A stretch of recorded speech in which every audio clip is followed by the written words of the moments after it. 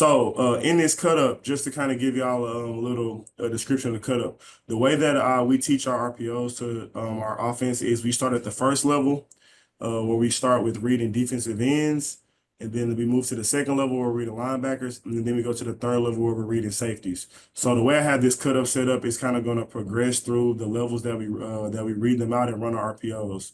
All right. So with the first one I have here. Just kind of showing you the tight box. We're in the 10 personnel look, extremely wide splits versus a 4-2 defense. So starting off with a little GT counter. But the thing about it, the way that we teach our quarterbacks is if they have grass, then they take the grass. So as you see here, we got a 4-2 box. We got counter to the bottom of the screen, but we have key screens on the edge. All right. We teach the quarterbacks if he has grass, take grass. All right. So as you see here, we're running GT counter where he would be reading the defensive end, but because of the box look, we have what we want on the edge. Here we got a 3-2 look, 3/2, but out here we have a 2-on-2. So the quarterback wants to take the grass. All right. So as you see here, it's just a catch and throw. Okay. So he's not reading anything if he likes the edge. All right. So the things that we teach him is he wants to start with his gift side, and if he has it, then take it. If not, then he goes into the box and reads the defensive end. In this picture, if the defensive end was to squeeze and he was reading the box, then he would continue on to treat it like triple option off of the Sam backer. So that's something that we do all every day in our ball handling drill with our quarterbacks and running backs. So it's something that he's doing all the time. We don't believe in true option. We didn't believe in true option, but this gave the ability to create the option effect into our offense. So again, like I said, this is just the first level. We teach basically off with now screens and reading the end so that it turns into a triple option mindset. All right. Here we go again. We're in 11 personnel. All right, we have a tight end down here at the bottom, three receivers at the top.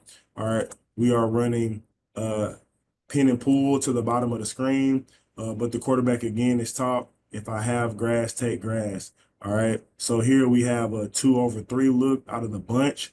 Yes, we had a gap scheme run to the bottom. They kind of have us capped down here with the corner and the safety. So the quarterback just aborts the read and goes straight to the now screen. All right. Just a little tip on just a little extra added part on these last two clips. These last two clips were third and medium. So we're in a situation where we didn't want to completely drop back pass. We liked the run that we had on, but having the ability to get the ball on the edge and the perimeter to our playmakers, we were able to convert these third downs. All right.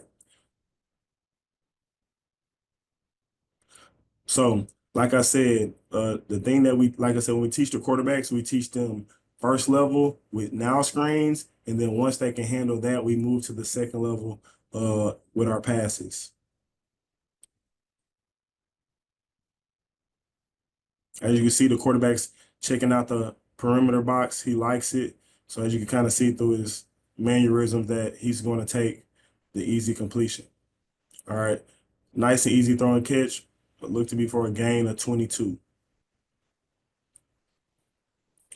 Okay. Now, we're in empty. Okay. So again, still talking about how we progress the quarterback through the RPO teaching. All right. So we're in the empty format, we're in the empty formation here. All right. So we have our 5-man power scheme where we pull in the guard so that as the quarterback is the runner. But again, he's still taught that if I have my gift or I have my access throws, I want to take them. So here he has 3/3.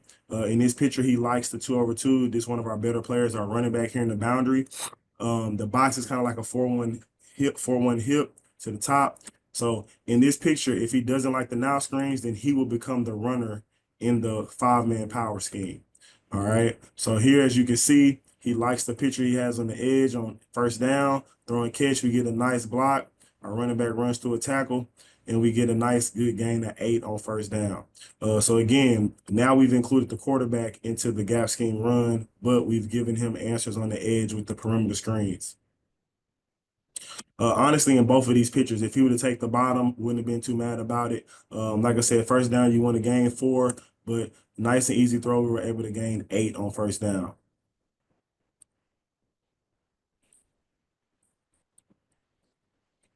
Let's give you another look at it. And like I said, if the quarterback didn't like the edge, He would take a peek at the edge, and then he would be following the guard on this five-man quarterback power.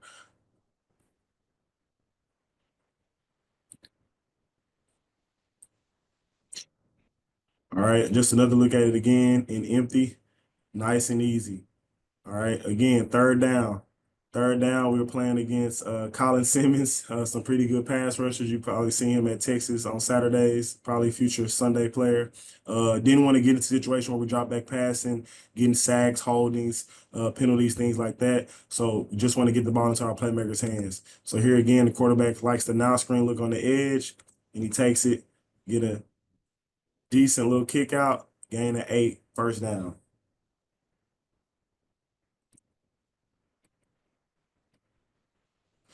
All right. Now, and just also to let you know, these clips are going to kind of progress over like a 4-year span. So you'll see the quarterbacks change and the skill receivers change. Just kind of showing you how we've been able to develop this scheme with multiple quarterbacks, multiple years. So here it is, most recent year, 2024. All right, we have our long trap on, kind of one of our checks to counter. We have a long trap down here at the bottom with the now screen to the top. So again, we have a nice, easy gap scheme run, but the quarterback can find ways to get easy completions and easy explosive plays on the perimeter. So this is in the state championship game this past season. Uh, we have the, like I said, long trap to the bottom, and then we have the now screen to the top. Quarterback looks out there. He feels like we have a good 2-on-1 situation on the perimeter. He doesn't like the conversion down here at the bottom. They kind of got us in a 4-3 box. So we kind of got to do something with this guy. As you see there, nice rod and decide. The guy commits, take an easy throw, boom. First down, gain of 9.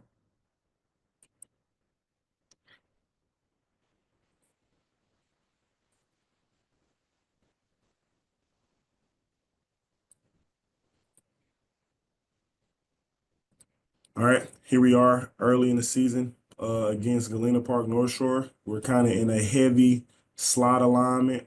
We have counter going back to the field with the bubble. All right, so we got GY counter. Yeah, I know that we got extra linemen in the game, but we decided to roll with extra linemen on this. We got GY counter to the top of the screen, to the top of the screen, but the quarterback's able to read it out with the bubble. They have the defense fully committed.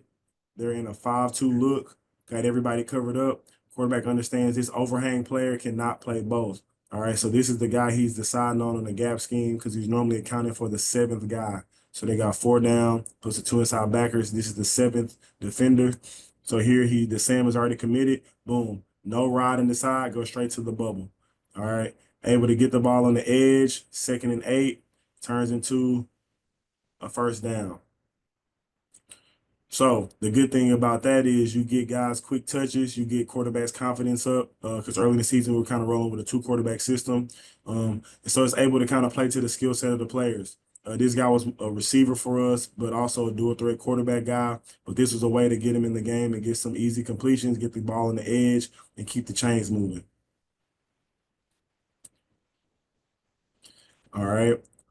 Here we have another clip. One of our non-district games against Longview High School, a 6A program here in the state of Texas.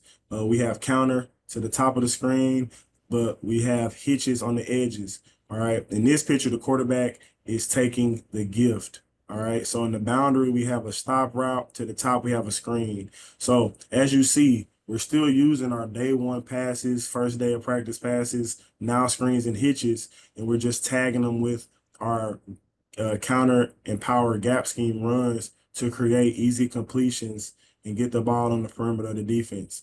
All right. One thing I always tell the quarterbacks going into the games is we want to make the box guys think and the edge guys tackle, which is probably the opposite of how they naturally think going into the game. Normally, the box guys think they're tacklers and the edge guys are defenders. Well, we want to play against the players and put them in bonds and situations that they're not comfortable with. All right.